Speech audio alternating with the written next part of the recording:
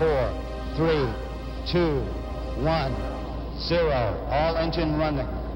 Liftoff. We have a liftoff. 32 minutes past the hour. Liftoff on Apollo 11. Boy. And you say, how is that standing straight up? I mean, it's barely moving. I mean, it's inching. And it's inching, and it's inching. 20 feet. 11 forward, coming down nicely, 200 feet. 4.5 down, 5.5 down. Tranquility Base here. The Eagle has landed. On this July 20th, 1969. That's one small step for man. One giant leap for mankind. Well, it's absolutely fantastic being on the moon, but it's a nice place to visit, but I don't want to live there. From now on, for what will be truly a historic time in the life of our country and in the existence of mankind.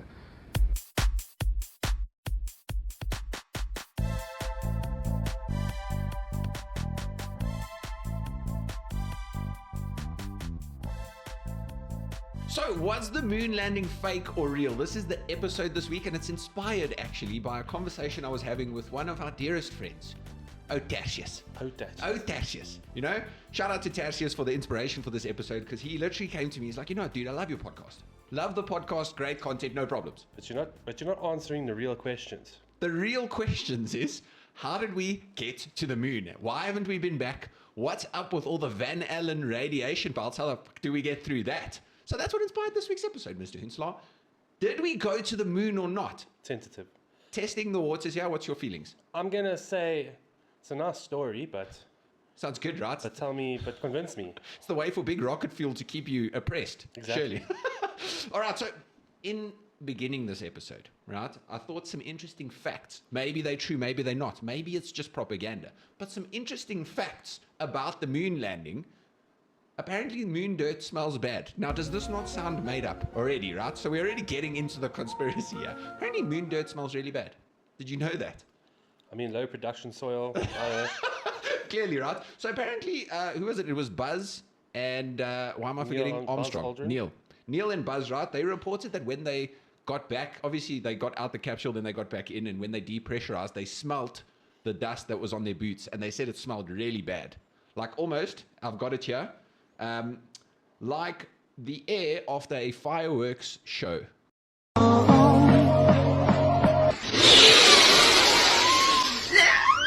Which I don't know how that smells bad. But anyway, apparently it smells bad. And you can't verify it because even though that moon dirt came back to the Earth to scientists in sealed containers, apparently when the scientists opened it, it smelled like nothingness. So are we already sensing conspiracy here? Already a bit cheeky, right? So there's the first one. True, not true, who knows? Second one. Apparently, the greatest saying in probably the 20th century, the fact that Neil Armstrong stepped on the moon and he said, what? One small step for man, one giant leap for mankind. He actually misspoke that. Believe it or not, he was supposed to say one small step for a man, as in himself. But then he misspoke and it became an iconic statement. It must be like one of those times where an actor does like some ad-libbing or whatever, and then the director was like, you know what, it works. We'll keep that in. We'll keep that. So Neil misspoke, and then the last one for you. The first extraterrestrial religious ceremony held by Buzz Aldrin. So apparently there was, I don't know what the reason was, but when Eagle landed, they had to wait an undisclosed amount of time. I don't know, engineers had to confirm something before they stepped out the capsule. And Buzz was obviously, like, you're scared because you don't, like, this might have been, I think we forget, this might have been the last time the Oak was ever going to be alive. They had no idea when you can do as much tests as you want, right? But he was the Oak stepping out into outer space now. Yeah. So he had no idea if he was going to live or not. Decided to do communion. You know, they'll break the bread, drink the wine. I guess I don't know, like, you don't know what's on the moon, man. Right? Like, so now something comes and eats you or something. I don't know. Yeah. Is there life on the moon? That's a story for another time, right? But yeah, so Buzz Aldrin did the first extraterrestrial religious ceremony, and it was while he was waiting for the go-ahead from the engineers to step out onto the moon. Firstly, cool, right? Very cool. But the idea of this episode is we're going to discuss the moon landing. Was it real? Was it not real? And as you guys all know, I'm your host, Jonathan Dalport, host of the High Level Podcast, and I'm joined as always by my beautiful co-host, Mr. Damon Hunselaar. How are you on this fine Tuesday? Mr. Insima. I'm great, man. You're great. It's been an Yeah. eventful day. It's been an eventful day. Nothing's bitten me in the face. Nothing's, at least nothing's, but I think we could start a Patreon with like a private room where we could just tell people all the sayings we get from the days, right? I think it could work. So anyway, guys, we're going to discuss 5 of the most common myths that have occurred from the moon landing, discuss them. Do they have validity, not validity? Like you said, you're tentative on the subject, so I'm hoping I can turn you. I did look for aluminium hats, but we didn't have. So I've got this one. you've got that one. Does it have silver lining in it to keep the electromagnetic radiation away? Nah, wait, nothing. it's got something there, but I guess the person that bought me this hat was just cheap. It was clearly it wasn't me. All right. So moving on to the first myth. So this is a common one brought to the front by moon conspiracy theorists. We didn't land on the moon. The fact that when you look at the pictures, and we'll throw one up on the screen here now, of the moon landing, these shadows are not parallel like you would expect them to be with a single light source. So without looking at any of the explanation I've given there, do you buy into this? Does this seem like a reasonable objection?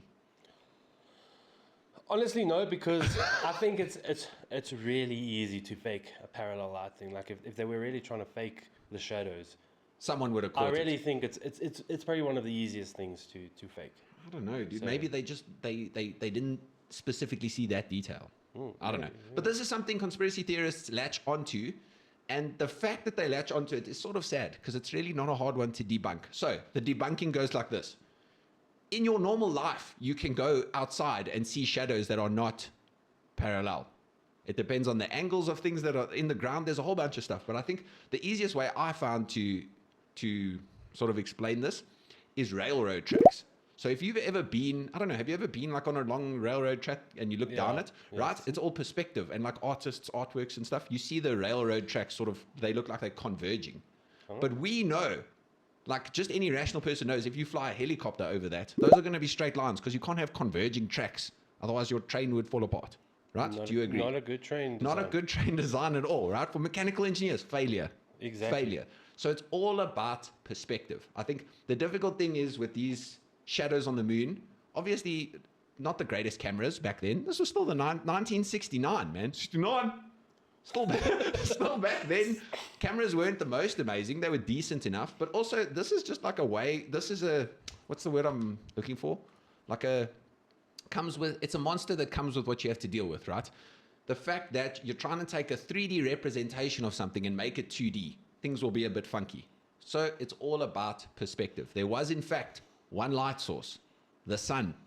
It was the only light source. The shadows are not parallel because it's all about perspective. Are you convinced about that? Is that good enough for you? Are we going to say debunked or not debunked here? I'm gonna give this one to you purely because I think if they were trying to fake the shadows, it would have They been would have easy done a better enough job. to do. Yeah. Okay, so there's myth number 1, that the shadows are not parallel on the moon, and we're saying it's all about perspective, right? Moving on to myth number 2. Now this one is the most compelling one to me. I think of this one, this is probably the most physics-centered one out there. And it's the fact that we have big radiation belts called the Van Allen radiation belts that sort of resonate out the Earth. They're like 2 big donuts that come out the poles of the Earth. And the whole theory around the Van Allen belts is that they are there to protect us from very harmful electromagnetic radiation coming from the sun. Is this the like when you look at any picture of like, well, maybe not any picture, but when you look at like those cosmic pictures of the Earth of the magnetic field, that's little bit. protecting. Is it that? It's not the magnetic pole that resonates from the core of the Earth. So it's a bit different to that, but we'll go through that now. So the basic idea is that because we have these massive concentrations of radiation around the Earth, how the heck did the astronauts get through this belt alive? Clearly, we didn't do it, so it was done in a studio, right? So that's the general thinking of why we didn't go to the moon. And this is probably the most fair objection. That's why I put it at number 2, right? So we spend a little time on it. So firstly, the radiation belt. Agreed, it does look like the magnetic poles, but it's actually divided into 2 parts. So firstly, it basically protects us from high exposure radiation. So things like solar winds, things like that. And apparently it's part of our magnetosphere. So there is a part of it. So there's I want to call it a lower Van Allen belt, which resonates from the Earth's magnetic core. But then there's an outer Van Allen belt, which is a whole bunch of charged particles. And that's if I read here, let me just read it for you. I know Read it's the bad. notes, read the show notes. It's pretty bad to read on a podcast, but the outer belt is made up of billions of high energy particles that originate from the sun and the inner belt, and that results from interactions of cosmic rays with Earth's atmosphere. So I think without going too in-depth into the physics, it's a really high radiation zone. Like if you go out there with zero protection, you will die. That is a fact, okay? Okay. It is a good objection. So the question comes in, why did the astronauts not die when they went through the radiation belts? And I saw a few explanations for this. Probably the most promising one was firewalking. Does that intrigue you? Yeah, I mean, I'm trying to think of what's the jump there. What's the jump there? So the whole idea is the less time you spend in the radiation belt, the less time you have to be fried. Oh. And obviously, NASA's not just going to send a capsule up there that's not protected from the radiation, firstly. Secondly, the astronauts spend about an hour in flight on their way to the moon in this high-intensity radiation. So it is a danger zone, but they did, in fact, shield the shuttle from it. So we've got some shielding. Apparently it was aluminium shielding, which we don't have on our heads, which is not a great thing. But anyway, so we've known about the Van Allen belts. Believe it or not, NASA did know about the Van Allen belts before they sent astronauts out there. They didn't want to kill them, so they built shielding onto the capsules. And then they spent, like I said, about an hour. And when the astronauts returned back to Earth, they actually did a radiographic reading on them to see how much radiation they had absorbed. And do you want to guess how much they had absorbed? I know this isn't a very normal metric, so compare it to something like a chest x-ray. So all the way from like chest x-ray to you're a nuclear power plant worker, how much radiation do you think on that ARB scale they I absorb? would say you drive by the nuclear power station daily. No, close though. Well, I don't know if that's close. This is a very weird spectrum that we're on. But they were exposed to about 0.46 rad, which apparently is a radiation measurement. I'm not a doctor, so I don't know. Pretty rad, man. Pretty rad, right? Pretty rad. And this is less than is experienced by some nuclear power plant workers, believe it or not. And it's about 10 times more than the radiation of medical professionals who routinely work with X-ray. 10 times more. Yeah, 10 times more than medical professionals who work in with X-rays and radiography machines. So what this sounds to me like, that test more proves that they actually did go through this what's it? That's actually true. I didn't think about that. So like you would have to prove, the conspiracy Allen. theorist would have to say, why did these guys come back with radiation if they didn't actually go to the moon? That's a very good one, man. I never even thought about that. Their evidence becomes counter-evidence now. I love it. So anyway, they did go through the Van Allen belts. They did absorb a lot of radiation, 10 times more than medical professionals working with X-rays. And NASA did their best to protect them. They spent about an hour in the belt, so they chose a short path, but they were protected in the capsule. Are you convinced by the evidence presented? I mean, like, it sounds like a nice science story. But where's the absolute proof? All Yeah. right. So I'm How going... can we be 100% certain? I love it. So anyway, debunked, guys. They did go through the Van Allen belts. NASA did their best to protect them. And the whole idea is firewalking. Spend less time walking on the coals, feet will get less burnt. Okay? So there's myth number 2. Compelling one though, right? Yeah, no. Like compelling. if you're not a science person, I would be like very like, wow, flip, I don't know. And this is actually, that's the one Tassius asked me and I had no idea. I was like, dude, I don't know. Don't even know what Van Yeah, Allen... Van Allen belt, like science protected them. Yeah. Space, there's interesting things. There's cool things, right? Okay, on to myth number 3. Okay, maybe I shouldn't call them myths, right? Fact number 3, fact to be debunked number 3. There are no stars in the moon landing photos, therefore fake. It must be filmed on a set without stars. Okay, this is the whole idea. If you look at any of the photos, you'll see the astronauts jumping around on the moon. No stars in the background. So why don't we see a galaxy of stars? What's your immediate thinking on this? They weren't there. They weren't there. That's immediately you jump to, it's a movie set, right? Yeah. Clearly, because why? To me, I don't understand. That seems like a big detail to miss. Who would miss putting stars in the background? But actually, if they put stars in the background, it would show that was fake. I think so, because if they actually put the stars there, people would see, but this doesn't actually match the constellations. People are committed, man. People are committed to conspiracies. So don't give them the evidence. Don't even let them try. So anyway, this whole thing comes down to exposure time. Now, this is a camera thing. We actually should have got our photography professional in here. But anyway, exposure time. So if you've ever taken a photo at night, are you a night photographer person that takes photos at night? Selfies with the wife. in the evenings. I mean, I've taken a few. Taken a few, right? Taken a few. I So- just know that whenever you try to, like, the moon is looking like particularly beautiful, you try to take a photo, and Very it's, difficult. it's really small, man. Very. Is that the it looks big in real life, but on the phone, just doesn't measure up. It just doesn't do it justice, man. You know, I say it's big enough. That's what I say, Mr. Insula. Let that be a lesson. Let It's that be big enough. It's big enough. All right, back to the stars, right? So because most of the photos, believe it or not, were taken during the day on the moon. It's the same reason if you take a photo during the day on Earth, you don't see the stars, right? Because No, because that's a bit more different because light scattering in our atmosphere and stuff, and the moon doesn't have an atmosphere. But it was taken during the day on the moon. The moon's surface is reflective. Do you agree with that? Because we can see it at night. yeah, I mean, right? must be. Pretty reflective. Now what happens is on a camera balances exposure. So it's trying to take the best picture possible. So it looks at the brightest stuff and tries to balance things out. Because the moon's surface and the astronauts are so bright, it focuses in on them and you lose the background. Right? So it's just an exposure thing. That's the reason. If you try to focus on the stars, you would see the stars and nothing of the Do you think the astronauts. when the astronauts were actually there, if they were there, If they were there, do you think they saw like the stars? I think it must have been beautiful. Did man. they say something? I Do you think that they said I didn't actually watch so. Because Probably. like I mean the If you look up into the sky, so this is like if you take your phone, well, let's say they had their phones, right, in outer space. If they take a picture of their mate, the camera will focus on making the mate stand out in the video and lose the background. But if they just take a picture of the sky on the moon now, you would just see stars. It must have been beautiful, man. No light pollution, nothing. Must have been amazing. Yeah. Can you imagine? Well, Can you imagine? Scary as well. But this also brings me back to another point that. So this brings me back to Nitesh, where he was saying the other night that like, because he lives in Dubai now, Yeah.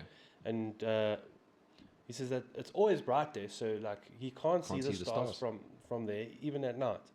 So I mean, I think it's also like one of those things. Like So much light if the sun is shining directly on the moon's surface, in comparison, that must be so bright compared to the stars. And right, I think it's again- important to remember, like, your camera optimizes for the things that are bright, right, in the foreground, because it wants to show them. It's what you're pointing at. Okay? So that's the whole idea. So, stars in the background, are you convinced that it was fake, not fake, debunked, bunked? I think this one's debunked. Debunked, right? I'll give it to you. Fair enough. Okay? I'm not a photography professional, but makes sense to me. Moving on to number 4. This one's a funny one, okay? The flag was waving in the photos. There's a very iconic picture of Buzz Aldrin saluting the American flag on the moon. And the common, objection to it is that the flag was waving. There's no atmosphere on the moon. How was the flag waving? Immediate thoughts. It must have been wind. It must have been wind, right? Must have been wind. Wind in the and movie there's studio. no such thing as inertia. Nothing.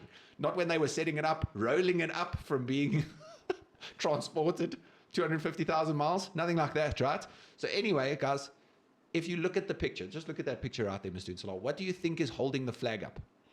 A pole. A pole, right? It's not even a big leap. Like, you can see the pole holding it upright. So you don't need wind to keep it upright. There's a pole holding it up.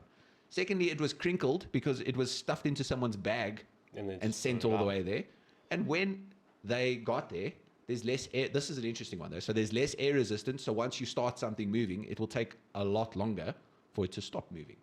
And that would create the waviness. Well, and I think one thing also to consider is there's still gravity. So There's like still if gravity. it starts spinning like a pendulum, it's going to keep It's going swinging. to keep going. And there's no air resistance now, or less. Don't know what the atmosphere is like on the moon.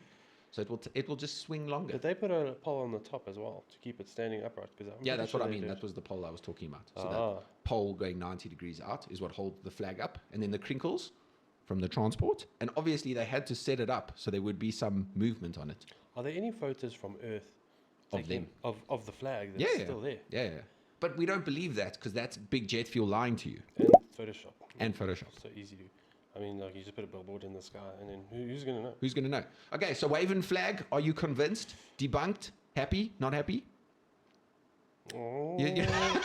You know what, I mean, Neither here nor there. to me, it seems like, again, one of those things that's easy to fake. Ah, You know, if you wanted to have a still flag, make it out of paper mache. and it would be a very still flag. Yeah. These are all the things, right? Like if someone had to do it on Earth and never have been there, it would make sense that you do it the ways that are opposite to how it would be. So you'd make a really stiff flag because there's no wind on the, Yeah. you know? So anyway. Okay, then number 5, we're coming to the last one now. The common objection is, okay, fine, you've convinced me. Those first 4, I'll give to you. But here's the big kicker, right? Why haven't we been back? If it was so lacquer to go in the 1960s, it's been 50 years? Yeah, more than 50 years. Why have we not been back to the moon? I'm sure we have. There were a few missions. So that was Apollo 11. It went up to Apollo 17. And we went back and got samples and stuff, if you believe that. So the question is, Mr. Unsula, why have we not been back? What's your preliminary thoughts? I would say, thinking back to the history of like the Cold War, the whole point of getting to the moon was to prove that we could. Yeah. And now that we've done it, we've proven it. And to prove that the USA could. I think, yeah. And I think it's a very expensive trip. For not So much. unless like there's something super valuable that they left on the moon, I mean, why go back? Unless, Exactly. you know, Exactly. Maybe I promise you, if there was like hydroponics there or something. It could be. If there was a huge gold seam there, we probably would have been back, right? So I think this comes back to a bigger point, which we deal with daily, right? Is that sometimes things are a good idea, and they would probably be good for humanity. Like we would have learned so much if we kept going back to the moon year after year. But there's no economic benefit, or there's no political will to do it. So why do it, right? If there's no funding for it, if the public's not for it, like hydrogen, we've had this, right? There's a lot of talk about it, but there's no actual money going behind it, so it stands still. Yeah. So if there's no political will, no funding, no valuable resources on the moon, only cheese, what are we going back for? And also, like, there's a difference between having a good idea and having a cool idea. Right. Going to the moon is a cool idea. It's a cool idea. But it doesn't necessarily mean it's a good idea. Exactly, right? So the reason we haven't been back, and I mean, this comes back to your saying. I always say this as well when we talk about conspiracy theories. Is any evidence against the conspiracy theory is evidence for the conspiracy theory. So here I would just be like, oh, there's no money. Why wouldn't you know? Like it immediately goes to their case. So I had to explain that to Jen the other night. She was very impressed with your clever. Oh. Is it yours? Is it original? Did you adapt it from someone? It's not from me. It's a common thing that Carl people say attributed about. to you. I think somewhere we were in university, someone at the said maths department. Remember that guy? He always used to wear that hat No. in the maths department. Always used to wear a hat? Yeah, he always used to wear a hat. Skinny guy. He was good at maths. He was one of the tutors. Yeah, I remember. He was like, it's a conspiracy if it's not falsifiable. Yeah. Again, okay. if any evidence for it is evidence against it or whatever. It's not a helpful conversation. Exactly. So, building on this last point, we are actually planning to go back to the moon. So, yes, we are going back to the moon. Some will say for the first time. Others will say for the 6th or 7th time. But anyway, we are planning to go back to the moon. It's a thing driven by NASA. If you guys have heard of the Artemis program, so the first one was the Apollo program. That was obviously Apollo 11 landed on the moon. This is the Artemis program. Okay, what's the point of us going back now? Since we just said there's no economic reason, right? So there's a big drive now. I think, as love him or hate him, there's a big drive from Musk's side to get to Mars now.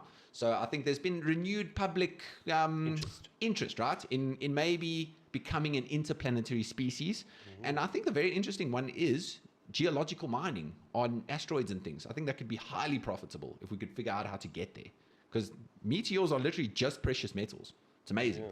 So anyway, on the side point, so Artemis is the new program powered by NASA. I'm sure it's got a few other funders as well, but Artemis 1 took off 2021. I think it was November, if I'm right here. 16 November. Do you have that there? Oh yes, 16 November 2022, right? It was a non-manned mission, so they literally just did a loopy around the moon, observed it, said, lacquer, sweet, we understand the paths, we're looking at the physics, we might be ready to send people now on this trip. So that was Artemis 1, basically making sure the tech's ready and that we're not going to kill anyone if we send them, okay? Now we move on to Artemis 2, which apparently has a 4-manned mission planned for next year, April 2026. So I'm going to be watching that. Yeah, hope there's going to be a live stream, right? I mean, better in this day and age, it's got to be a live stream. It's got to be a live stream, that's what I'm saying. So it's going to be a 10-day mission, like I said, 4 crew. Looks like a fairly diverse crew, if that's important to anyone.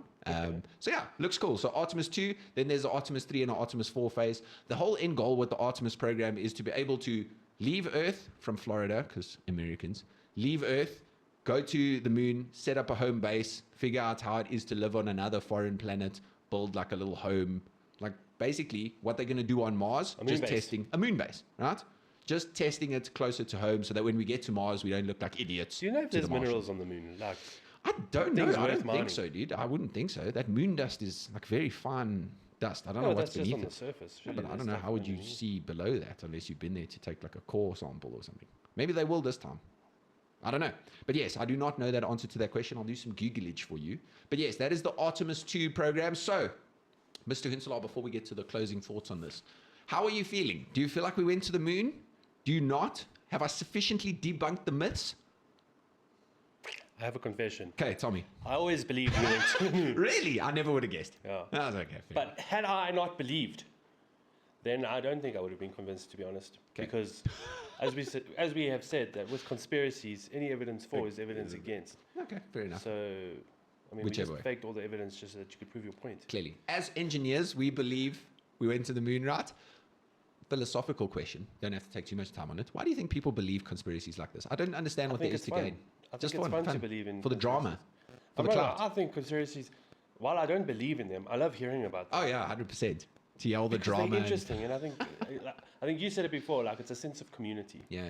You know, and like it's something. Oh, you think it's also a good conversation starter. Yeah, Oh, you literally. think you go to the moon? No.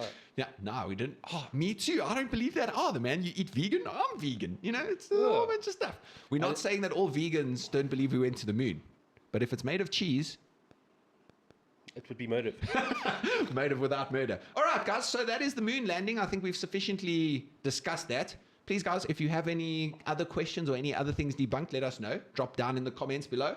I thought we would end off with some interesting tech that came out of the space race, if you'd be keen for that. If you got some time for me. Yeah. Okay. So first one, apparently the sensors that you use in your camera on your phone, invented by NASA engineers. Right? Or stolen or bought, I don't know. But anyway, invented by NASA engineers. It's called the complementary metal oxide semiconductor. So basically it has a whole bunch of relays and crap, and it converts a video or a picture into electrical signals. And this was how the So this is how astronauts... cameras work. Literally, this is how cameras work, and this is how the astronauts can take photos in space, how you can take photos in your everyday life. This is how we do it without film needing to be developed. And that is magical. That is cool, man. That is magical, right? So there's one thing from NASA. Second thing, which I feel like is fairly straightforward, satellite data. NASA's put a whole bunch of satellites, and obviously a whole bunch of private companies now. But I mean, if we didn't have satellites going around our round Earth, then maybe we wouldn't be able to predict the weather. Or we wouldn't have Google Maps telling us. Or we wouldn't have satellite TV. We wouldn't have satellite TV, right? So NASA played a big part in getting... I don't know if you've ever seen... I'm not a fan of Neil deGrasse Tyson. Feel the grass, Tyson. Feel the grass, Tyson. But his whole thing is... Basically says, like, SpaceX isn't doing anything too fancy. Like, it's all things government has done before. And his whole argument is government is willing to spend money up front for things they don't have an economic payoff, which would be space, right? No one knew that you could put satellites up and bring internet to the whole world until government did it, and then private companies see there's economic benefit in it, then they start doing it themselves. So government's like the testing hub, as long as the funds get spent correctly, obviously. So yeah, that was just a side note. So satellite data, and then, I didn't know this, temper foam, so this is the stuff found in like motorcycle crash helmets and stuff, invented by NASA, because they obviously had to invent the foam for their astronauts going up with heavy G-forces and stuff. And then that patent or whatever it was got released to the public, and we could make crash helmets out of it and save people's lives. Is that not magic? It is pretty magic, right? Man. Like, saving lives. Yeah, so like what benefit does going to the moon have? Technological advance. Right, technological advancements. Another one, the cordless zero impact wrench. So this was apparently a partnership with Black & Decker. I don't know if you know Black & Decker. Have you never seen them? It's Maybe I have. The orange and black. It's like a cheap brand now, but it used to be pretty premium. Anyway, I'm sure you'll see it next time you walk past it. But basically the whole scope that was given to them was, listen, we need to take something obviously cordless. We can't keep running a cord if the astronauts are on the space station or whatever. No sockets in. No, not easy to get, not easy to come by, right? So we need something cordless, but also something that won't spin the astronauts out into space. Because obviously, if you're trying to untighten something, Newton's laws, right? You'll spin off. So they needed to invent something so that if you're doing that, it won't spin the astronaut off into space. And so was born the zero impact wrench. I don't know if you've ever used an impact wrench. So basically, as you turn, the motor sensors torque, and if it senses over a certain set point, it basically hammers the thing to create a little bit of, and then that loosens the bolt or tightens it a bit more. It's really cool. We got one, yeah, man. You must use Craig's one. It's lekker. All right. Yeah, 100%. Right. So basically, they played a big part in doing that, and they sent it to space, and yeah. Did the job. Very interesting, actually. Like, because you don't have a lot of space in the gloves, they had to invent things a lot bigger for the astronauts to use. Otherwise, they would get finger fatigue. Because it takes a long time to do things in space. Like, for them to go take a panel off, takes like 2 hours. So, like, it's a rough time. Not an easy job. Something reminded me now of, like, saw a video a while back where this dude was like, a problem that that NASA was having in space was pens. Like pens don't work in zero gravity. Yeah. And so NASA spent millions and they developed a pen that worked in space, but the Russians took a pencil. Took a pencil. Classic one. I love it. All right, and then I think last one, the dimples on the golf ball that make your golf ball fly in a very pleasant manner, although mine always fly into houses. So if they could fix that, that would be great. Right? Mine almost flew into a very expensive BMW. Almost. Oh, so you got away with it. Got away with it. There's always next time, man. Luckily, it hit the bottom. So apparently NASA designed the space shuttle with these dimples to reduce air drag, and then finally at some point that technology was released to the public, and I think it was Wilson Sports. Let me have a look here. Yeah, Wilson Sporting Goods Company got a hold of this, and they thought, what if we put this on a golf ball? So they integrated the dimples into golf balls, and that's how golf balls fly so far these days, because of the dimples invented by NASA to put on their space shuttle. Affecting our everyday lives, man. Oh, it's such a simple thing. Such a beautiful thing, right? Okay, so there's the space race. There's myths debunked, guys. Again, you got any others? Drop them down in the comments below. Mr. Hunselaar, that's it for me this week. Do you have any parting comments on the moon landing, or are we going to head straight into recommendations? I mean, I feel like I've said everything I needed to say. Said everything you need to say. All right, recommendations, Mr. Hunselaar. Must I go first? No, I'll go first. Okay, you go first. I don't know if it's quite a recommendation, but I recently watched Mufasa. Yeah. It's about like Mufasa's whole origin story and how Scar came about. And Mufasa's the dad, right, of Simba? Yes, Okay, Mufasa's the dad. And I won't give spoilers, but I don't know. Like, it was wholesome. Okay. It was wholesome. There was just one song that was just a bit ridiculous. Like, it's when Scar and Mufasa met, and then like the whole song is like how they always wanted a brother. My brother. But like every second word is like brother. So it's like I always wanted a brother. I always wanted to play with my brother. I always have my brother by my side. It's all about my brother. It's just. I mean, it's it's a show for kids, though. Yeah. Also, but like, Mufasa's just shown to be this like OG like expert hunter, can like smell in the wind how many lions are there, and that's because he. I'm giving spoilers. Dude, I'm not gonna watch it. So the whole thing is Mufasa got separated from his family because of some flood. Like it was a drought. The drought was over. Natural and then a disasters. flood. Yeah. And then Scar saved him. His brother. His brother. And then so the mother of Scar wanted to adopt Mufasa, but then the dad of Scar, so the king, he didn't. He was always like, no, we don't accept strays. Oh, shit. So then eventually the mother convinced him, and then he was like, well, if you're gonna live with us, you're gonna live with the woman because I don't want you here. Sure. Okay. So because Mufasa lives with the woman, he hunts with them, and so he gets he learns all the hunting skills of them. Because the women are the hunters. Yeah, because the women are the hunters. Got you. And so the dad of Scar, the king, he's like talking to Scar, and he was like, listen, bruh, like the king's duty is to pass his genes off, not really anything else. Like you got to use like deception, whatever. Make sure those balls are rich. And then one day Mufasa saves everyone from this other like lion pride or whatever. And then everyone's like, oh, Mufasa, you're so great. And then now Mufasa leaves with Scar, and then they meet people along the way. And then like basically throughout the thing, like Mufasa's a manierki, you know. Like, okay, got you. Like Scar's interested in this one Chiquita, and then like Mufasa saves him, but then he tries to give all the credit to Scar, but then she remembers it was actually Mufasa. Oh, she likes the humble brag. Yeah, and then Mufasa gets salty about that. It's always over women, man. Oh, dude, women. And then you realize, then you show how he got the scar. It wasn't even from Mufasa, but like. Wasn't it from an antelope or something? It was from the leader of the other lion. Oh, nice, solid. Okay, so it's basically Scar's origin story. Scar and Mufasa. Okay, but like how Mufasa became the king. Yeah. And how Scar became the disgruntled uncle. Got you. Fun. Okay, worth a watch. Like if it's in the background, will I get the same sort of vibes? Like do I have to watch it intensely? I don't regret watching it, but I don't think I'll watch it again. Okay, fair enough. Well, when the kids come along, maybe something for you. Yeah. All right. Me, Fly Me to the Moon, since this is a moon-centered episode. Ooh. Pretty good, man. On Rotten Tomatoes, did pretty well, dude. 89% on the audience score, right? So people loved it. And it's got the young Scarlett in, little Channing.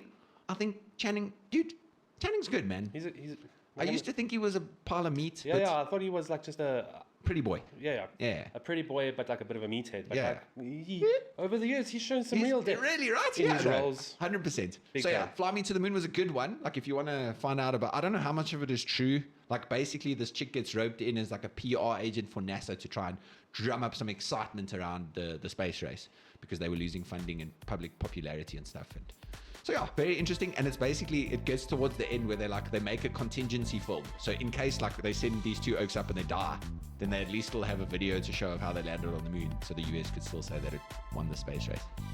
So they wanted to fake it. I don't know if it's true though. I think it's just fiction. But yeah, it was good. It was fun. Scarlett was good. Channing was good. Had Ray Romano in it as well. So it was solid, man. I really enjoyed it. I really hope it was true because I fell in love with him. I was in tears. I was laughing. It was great. Really took me on a journey. Really emotionally invested in the Yeah, character. no, 100%. Good to know, man.